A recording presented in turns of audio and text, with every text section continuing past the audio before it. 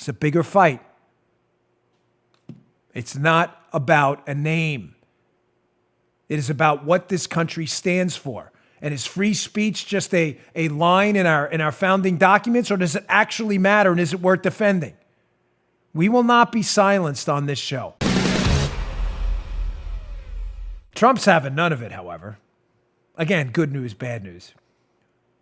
I tweeted at him yesterday, Mr. President, don't stop calling it the Chinese coronavirus. We stop now. You're free. I'm telling you right now, free speech, throw it right out the window. I am not kidding. Here is the President of the United States yesterday, right next to the Oval Office, talking to the press. I want you to pay particular attention to how he refers to this deadly plague unleashed upon us. Check this out. We're using the full power of government in response to the Chinese virus. I declared a state of national emergency that will make up to $50 billion in disaster relief funds available. He gets it. You know, it's not always peaches and cream with me and politicians, anyone, president or anyone else. It's not. A lot of times I have ups and downs. There are things I agree with. Sometimes I don't. I was talking to Paula last night, and I'm like, it's moments like that where I realize this is the right guy in charge. It is. It is. I mean, really, I don't worship any politician. It's not my thing. I don't golden calf anyone. But I'm telling you, I can't think of another Republican politician right now in that position off the top of my head who probably wouldn't have folded under the pressure by China and liberal media propagandist Pravda artists over here to fold and to not call it the Chinese virus. Now, one last video. Here's some good news, too. Here's the hero we all needed today. There's a guy on CNBC. I've never heard of in my life, but he is today's hero of the day.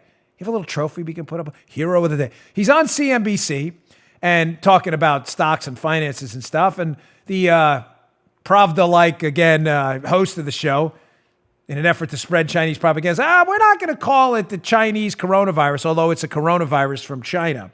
We're not going to do that here. This guy, whoever he is, I'm sorry, this guy's having none of this stuff. Check this out. I think the one thing we do need to do, too, though, is let's just call it COVID-19, not Wuhan or China or, coronavirus. Let's call it the COVID-19. Kyle, I think that'll bring us all together. Can we do that? Come up with a common name? You know what, Brian, I'll agree with you on a lot of things, but, changing the naming convention for viruses that's gone on for the last 100 years, the point of origin has always helped people understand which virus it is. And the Chinese Communist Party has asked the world, or actually really propagandized the world with this COVID-19. If we start naming diseases after numbers, we're never going to remember what kind of disease it is. I understand.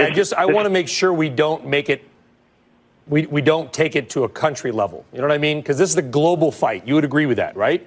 We call things West Nile virus. Why don't we call it the Wuhan flu? We can call it whatever we want to call it. I'm not going to call it what the Chinese government wants me to call it. I love this guy. Direct hit. Yeah, direct hit. Kyle Bass, whoever you are, I've never met you. You are the hero we all needed today. I'm not, you hear him? I'm not playing this Chinese propaganda game. Forget it. You call it whatever you want. It's the Chinese coronavirus. I'm not playing your games. Good job. Takes a lot of cojones to do that. Now, I said I'd get to you explain to you why this is important, because fair enough, a lot of people are getting it, but some, and I don't mean that as a knock, because there's a lot of things going on. It is a crisis.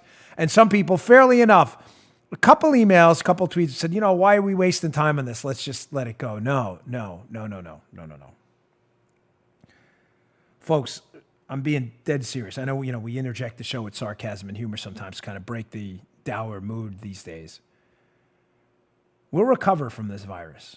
I opened up the show by telling you we already have potential treatments, early, but potential treatments that could be life-changing for people infected with this.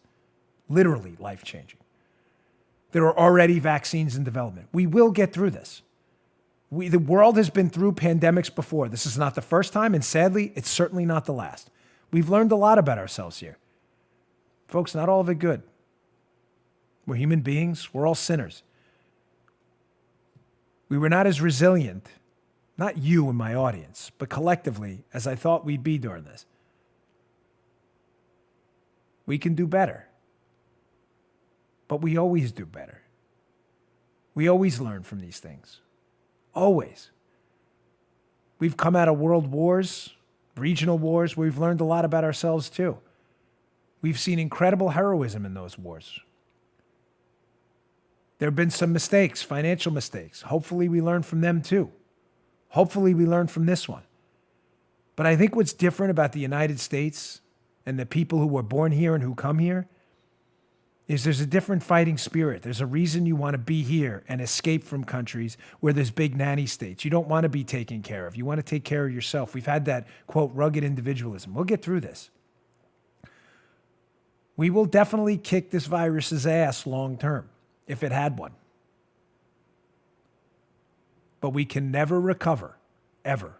This country, as you know it, will be permanently scarred and changed if we allow a foreign, tyrannical, communist government that through massive amounts of misinformation and malfeasance inflicted a plague upon the world to change the way all of us freely speak, as we always had for decades, about pathogens because they want it done. It will change the media. It will change free speech. It will change. Free speech, ladies and gentlemen, is not free if it's coerced by people with moneyed interests. It doesn't matter if the First Amendment changes or not.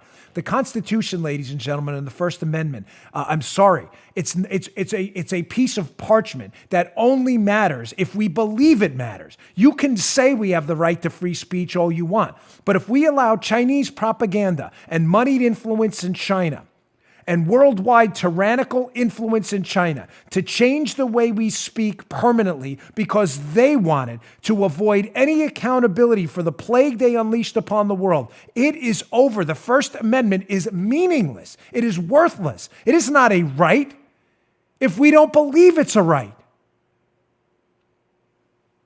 I don't waste my time on social media, on Twitter, Parler, Facebook. I don't. When I tweet about, so you'll see it, if you follow me on Twitter and Parler, you'll see it comes in clusters. I'm at Bongino. I have not stopped tweeting about this for 3 days because there's a bigger fight out there. We will get through this. We're doing everything we can. We will not get through this if we allow our media to be bribed or bought off by a foreign government that is clearly not our friend. There will be no other side to this. It's a huge fight. It's not about a name.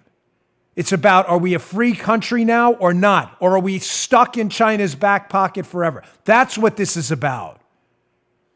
And that's why I spent the whole last 3 days tweeting about the Wuhan coronavirus. Don't even answer racism. It's racist. China's not a race. It's a country, you morons. These liberal idiots. This has nothing to do with the Chinese people. They were the biggest victims in Wuhan.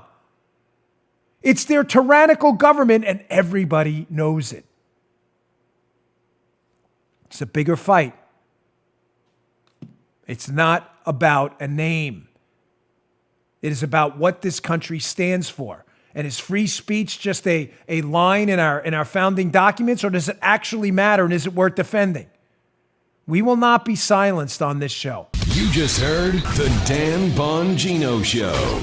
You can also get Dan's podcasts on iTunes or SoundCloud. And follow Dan on Twitter 24/7 at DBongino.